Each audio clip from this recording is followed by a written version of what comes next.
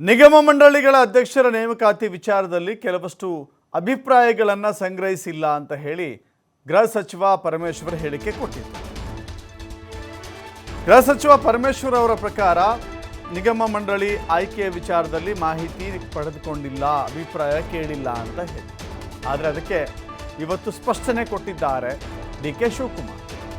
ಎಲ್ಲ ಸುಳ್ಳು, ಎಲ್ಲರ ಅಭಿಪ್ರಾಯವನ್ನು ತೆಗೆದುಕೊಂಡಿದ್ದೇವೆ ಅಂತ ಹೇಳಿದ್ದಾರೆ. ನಿಗಮ ಮಂಡಳಿಗಳ ಕುರಿತಾಗಿ ಕೆಲವೊಂದು ಮಾರ್ಗಸೂಚಿಗಳು ಫಿಕ್ಸ್ ಆಗಿದೆ. ಎಲ್ಲರ ಅಭಿಪ್ರಾಯವನ್ನು ತೆಗೆದುಕೊಳ್ಳಬೇಕು, ಎಲ್ಲಿ ತೆಗೆದುಕೊಳ್ಳಬೇಕು ಅಲ್ಲಿ ತೆಗೆದುಕೊಳ್ತೀವಿ, ಯಾರು ಬೇಕಾದರೂ ಕೂಡ ಅಭಿಪ್ರಾಯವನ್ನು ತಿಳಿಸಬಹುದು ಅಂತ ಹೇಳಿ ಡಿ.ಕೆ. ಶಿವಕುಮಾರ್ ಹೇಳಿದ್ದಾರೆ. ಎಲ್ಲ ಸುಳ್ಳು, ಎಲ್ಲರ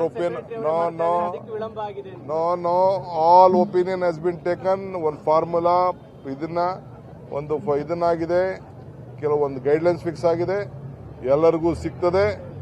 ಎಲ್ಲರಿಗೂ ಎಲ್ಲರ ಒಪಿನಿಯನ್ ಎಲ್ಲಿ ತಗೋಬೇಕೋ ತಗೊಳ್ತೀವಿ. ನಾವು ಯಾರು ಬೇಕಾದ್ರೂ ಅವ್ರ ಒಪಿನಿಯನ್ ತಿಳಿಸ್ಬೋದು. ಎಲ್ಲ ಸುಳ್ಳು, ಎಲ್ಲರೂ